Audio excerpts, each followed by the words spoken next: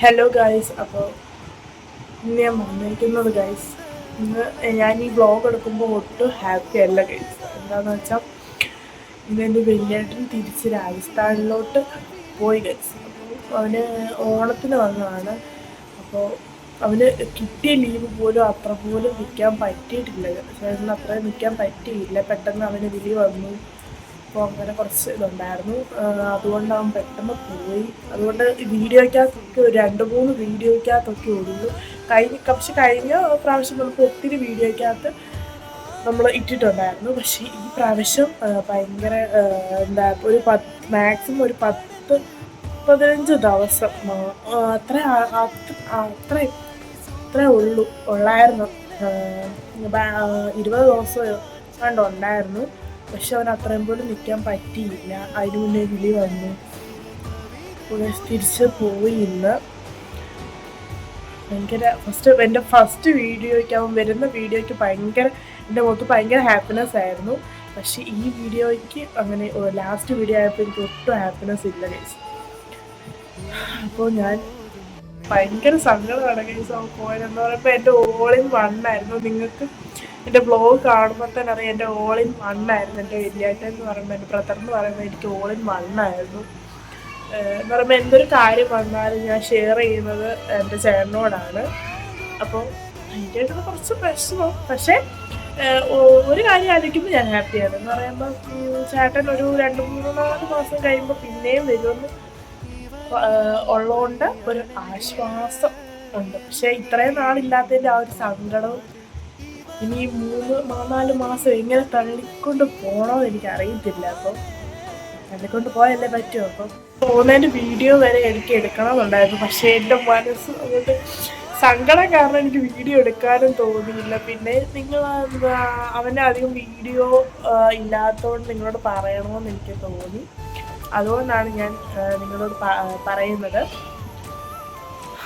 First വരുന്നതിൻ്റെ video എനിക്ക് ഭയങ്കര ഹാപ്പിയാണ്. ഞാൻ അവൻ വരുന്നതിൻ്റെ വീഡിയോ ഇന്നോട് അവൻ പോയപ്പോൾ കൂടെ കണ്ടു. അങ്ങനെയുള്ള കുറച്ച് വിഷമം. ആ വീഡിയോസൊക്കെ കാണുമ്പോൾ ഭയങ്കര വിഷമമാണ്. എന്തായാലും പോയി അവൻ. നമുക്ക് ഒരു 3-4 മാസം കഴിയുമ്പോൾ നമുക്ക് അവനെ കാണാൻ കഴിയും. അപ്പോൾ എൻ്റെ ഈ ഒരു സങ്കടം പറയാൻ വേണ്ടി വന്നതാണ് ഞാൻ. എനിക്ക് വലിയേട്ടനെ ഭയങ്കരമായിട്ട് മിസ് ചെയ്യും. അപ്പോൾ പോയിട്ട് വരട്ടല്ലേ. അപ്പോൾ ഞാൻ ഇത് പറയാനായിട്ടാണ് വന്നത്. അപ്പോൾ അവൻ ഈ പ്രാവശ്യം വന്നിട്ട് കുറച്ച് മെമ്മറീസും കാര്യങ്ങളും ഞാൻ ഈ വീഡിയോയ്ക്ക് ശേഷം കൊടുക്കുന്നതാണ്. എല്ലാവരും ഒന്ന് കാണണം. അപ്പോൾ ബൈ.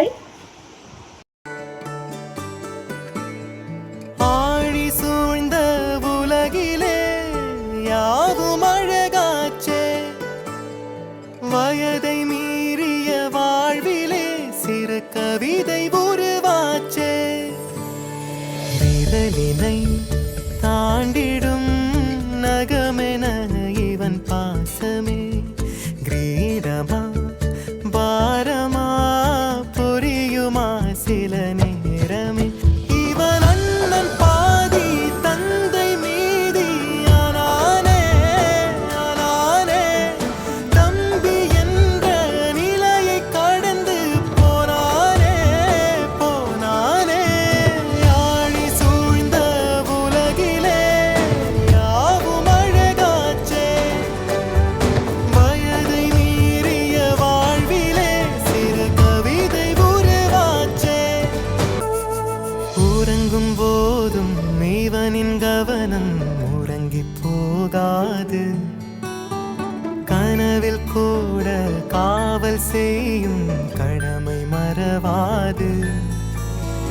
உலகமே இவளென இவன் வாழும் அழகை பாரடா.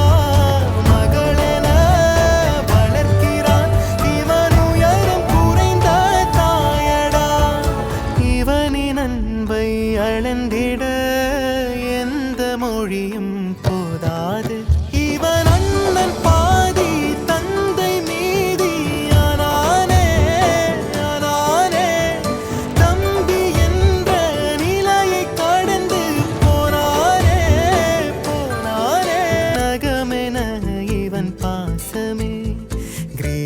സ്വന്തമാ